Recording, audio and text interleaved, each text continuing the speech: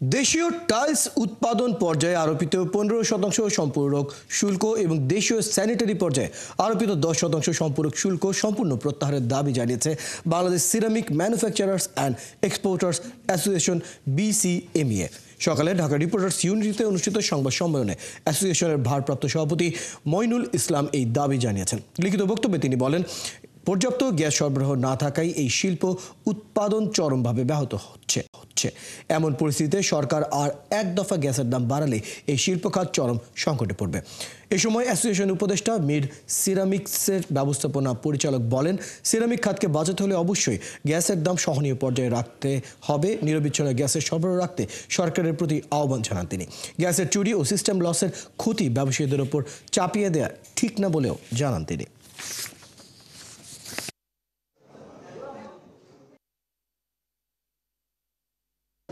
দেশীয় টাইলস উৎপাদনের পর্যায়ে আরোপিত 15% সম্পূরক শুল্ক সম্পূর্ণ এবং দেশীয় স্যানিটারি পণ্য উৎপাদনের পর্যায়ে আরোপিত 10% সম্পূরক শুল্ক সম্পূর্ণ প্রত্যাহারের দাবি জানাচ্ছি। আমরা একটা ধাক্কা গ্যাসের তো খাচ্ছি, ইউপা সেলসে আমাদের যাদের ছিল, কারেন্সি যখন ডিভ্যালিউ করে গেল, হিউজ লস করেছে। তারপর আনইন্টারাপ্টেড গ্যাস দেয়, আর তিতাস তো আমাদের কাছে কমিটেড যে রেগুলার আনইন্টারাপ্টেড গ্যাস সাপ্লাই করবে। দর্শক, সিরামিক শিল্পের সংকট এবং সমাধানের সম্ভাব্য পথ নিয়ে কথা বলতে আমাদের সাথে যুক্ত হচ্ছেন Bangladesh ceramic manufacturers and exporters অ্যাসোসিয়েশনের সভাপতি মইনুল ইসলাম। মইনুল ইসলাম, আপনাকে স্বাগত জানাচ্ছি অর্থযোগের আজকের আলোচনায়। প্রথমে যে বিষয়টি জানতে চাই, টাইলস এবং স্যানিটারি ওয়্যার উৎপাদনে আরোপিত সম্পূরক শুল্ক সম্পূর্ণ প্রত্যাহারের দাবি জানিয়েছেন আপনারা। এটি এখন বড় শিল্প এবং বড় ভোক্তার খাতও বটে। এখানে কর কমালে ঘাটতি রাজস্ব সরকার কি আসলে পূরণ করতে পারবে? কি মনে করেন বিষয়টি নিয়ে? ধন্যবাদ আপনাকে আমাকে অনলাইনে যুক্ত করার জন্য। আজকে আমাদের দাবি ছিল গ্যাসের মূল্য বৃদ্ধি না করা, শিল্পে গ্যাস সরবরাহ স্বাভাবিক রাখা এবং সম্পূরক শুল্ক সম্পূর্ণ প্রত্যাহার করা। এ ব্যাপারে আজকে আমরা প্রেস কনফারেন্সে কথা বলেছি। কারণ টাইলস অ্যান্ড স্যানিটারি ওয়্যার এখন আর কোনো লাক্সারি প্রোডাক্ট না, এটা আজকাল দৈনন্দিন প্রতিদিন ব্যবহার করার একটি প্রোডাক্ট। এবং আমরা আশা করি সরকার আমাদের এই দাবিটা সহানুভূতির সাথে বিবেচনা করবে।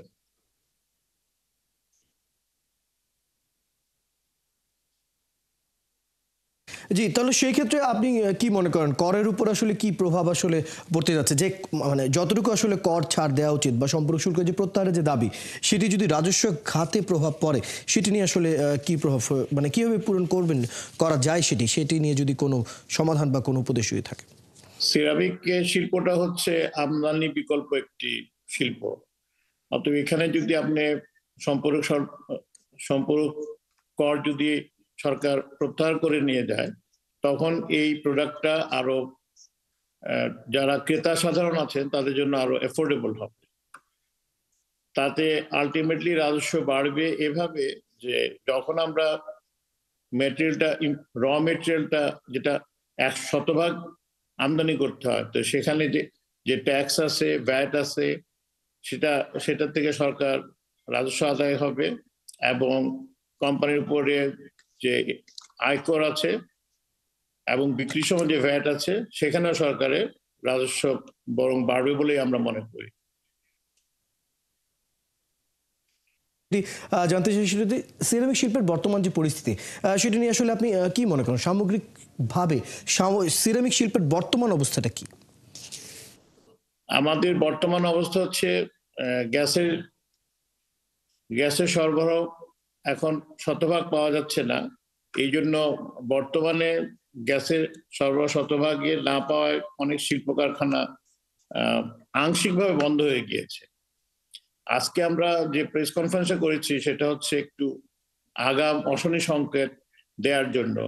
কারণ যদি গ্যাস সরবরাহটা স্বাভাবিক রাখা না যায়, তবে এই যে ফ্যাক্টরিগুলো আছে সেগুলো আস্তে আস্তে বন্ধ হয়ে যাবে। তখন আনএমপ্লয়মেন্ট বাড়বে, ব্যাংকের ঋণ খেলাপি বাড়বে। এই জন্য আমরা এই তাগাদা দেওয়ার জন্যই আজকে প্রেস কনফারেন্সটা আমরা করেছি। গ্যাসের দামটা একটি নির্দিষ্ট পর্যায়ে বা একটি নির্দিষ্ট জায়গায় থাকা খুবই গুরুত্বপূর্ণ। তো কি মনে করেন সেটি নিয়ে আসলে আপনারা কি পদক্ষেপ নিয়েছেন? আমরা তো গ্যাসের দাম নিয়ে কি বলবেন? গ্যাসের দাম তো আপনি যদি লক্ষ্য করেন 2023 সালে সরকার প্রতিজ্ঞা করেছিল যে 3 গুণ দাম বাড়িয়েছিল, সাথে প্রতিজ্ঞা ছিল নিরবচ্ছিন্ন গ্যাস সরবরাহ। তো সেটা তো করা সম্ভব হয়নি। আর বর্তমানে সরকার যে দামের প্রস্তাব করছেন 75 টাকা, কিন্তু নিরবচ্ছিন্ন গ্যাস সরবরাহের কোন রকম কমিটমেন্ট করছেন না।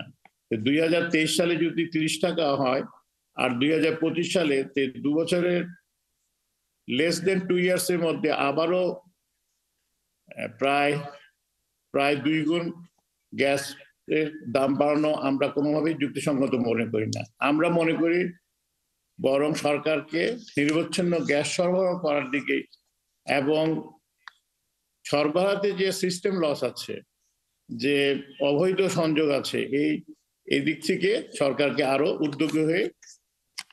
উদ্যোগী হওয়ার জন্য আমরা প্রস্তাব রাখছি। মনিরুল ইসলাম আমাদের সাথে যুক্ত হওয়ার জন্য।